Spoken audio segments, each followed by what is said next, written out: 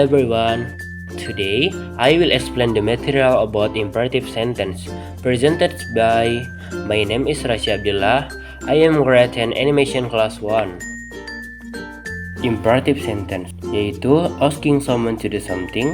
Kalimatnya digunakan untuk meminta seseorang melakukan sesuatu. Imperative sentence terbagi menjadi dua, yaitu command atau perintah dan prohibition atau larangan. Command atau perintah memiliki dua pola yang dapat digunakan. Yang pertama, verb 1 plus complement. Yang kedua, be plus adjective, now atau adverb. Verb 1 plus complement. Cara penggunaan command dalam verb 1 plus complement adalah, misal nih, kalau mau bikin perintah tutup pintu itu, nah kan tutup bahasa Inggrisnya close.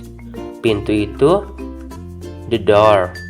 Jadi kalau tutup pintu itu close the door. Nah, gampang kan? Contoh kedua, misalnya itu kupas apelnya. Kupas bahasa Inggrisnya peel. Apelnya the apple. Nah, kalau mau bilang matikan lampunya, matikan bahasa Inggrisnya turn off. Lampu the lamp. Matikan lampunya. Nah, kita juga bisa menggunakan kata please untuk memperhalus komen atau kalimat perintah. Nah, contohnya seperti please open the door. Nah, ada kata please-nya yang artinya tolong buka pintunya. Contoh lain seperti sit down please. Nah, itu tuh seperti meminta sama orang lain tetapi dengan halus. Be plus adjective, now atau adverb. Nah, cara membuat perintahnya itu misalnya udah ada adjektifnya, now atau adverbnya, tinggal tambahkan be di depannya. Contohnya itu seperti jujurlah. Jujur kan artinya itu honest. Tinggal tambahkan di depannya itu be. Jadinya be honest. Kalau tenanglah, nambahin be di depannya, jadinya be quiet. Kalau hati-hatilah, tambahkan be di depannya, terus jadinya be careful. Prohibition. Prohibition terbagi menjadi dua, yaitu no diikuti dengan verb ing dan don't diikuti dengan verb 1. No diikuti dengan verb ing. Contohnya itu dilarang tidur. Dilarang tidur bahasa Inggrisnya no sleep jadi sleeping. Soalnya itu ada tambahan ing. Kalau dilarang parkir, no parking. Kalau dilarang merokok, no smoking. Don't diikuti dengan verb 1. Contohnya itu jangan tidur. Jangan bahasa Inggrisnya don't. Tidur adalah sleep. Jadinya jangan tidur atau don't sleep. Contoh lain adalah jangan tinggalkan aku. Jangan bahasa Inggrisnya don't.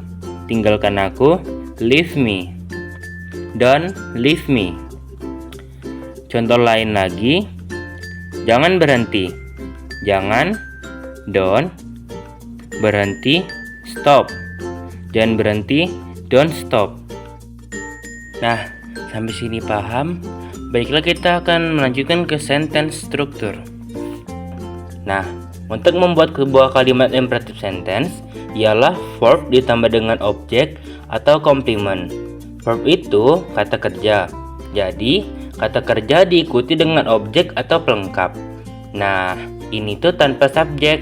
Jadi, kalau mau membuat kalimat imperative sentence, tidak usah menggunakan subjek. Cukup kata kerja diikuti objek atau pelengkap. Example, open the door. Buka pintu. Nah, seperti yang terlihat di sini, tidak ada subjek. Nah, yang ada itu open, yaitu verb atau kata kerja, dan the door, yaitu objek. Jadi kalimat perintahnya itu tanpa subjek. Nah, ada juga nih negatif dari imperative sentence. Nah, cara membuat negatif dari imperative sentence ialah dengan don't, do not, diikuti dengan verb. Nah, jadi don't atau do not itu sama ya. Tetapi yang sering digunakan itu biasanya itu yang don't. Jadi kalimat ini meminta suatu larangan. Nah, kan tadi yang positif itu meminta perintah. Jadi, yang negatif ini meminta larangan. Nah, biasanya itu menggunakan kata jangan. Jadi, larangan itu katanya itu jangan. Example. Nah, hampir sama seperti yang di awal. Yang di awal kan open door untuk yang positif. Nah, yang negatif ini contohnya itu don't open the door. Nah, yang negatifnya itu don't open. Nah, jadi ini nih melarang untuk membuka pintu. Don't open the door, jangan buka pintu. Kalau yang tadi open the door, yaitu buka pintu. Sedangkan yang ini jangan buka pintu. Itu seperti kebalikannya. The use of imperative. Apa saja fungsi imperatif? Nah, yang pertama, giving instruction atau instruksi. Nah, ini nih dipakai buat ngasih arahan atau petunjuk ke seseorang supaya mereka tahu apa yang harus dilakukan. Biasanya muncul di tutorial, resep, atau saat ngajarin sesuatu. Contohnya itu, check your phone signal. Cek sinyal HP kamu. Nah, kata cek ialah sebuah instruksi. Yang kedua, giving orders atau perintah. Nah, ini nih lebih tegas. Biasanya itu buat nyuruh orang melakukan sesuatu. Contohnya itu, do your homework, kerjakan PR-mu. Nah, kata perintahnya itu di do. Dia menyuruh mengerjakan PR. Nah, yang ketiga, giving advice or suggestion, yaitu saran.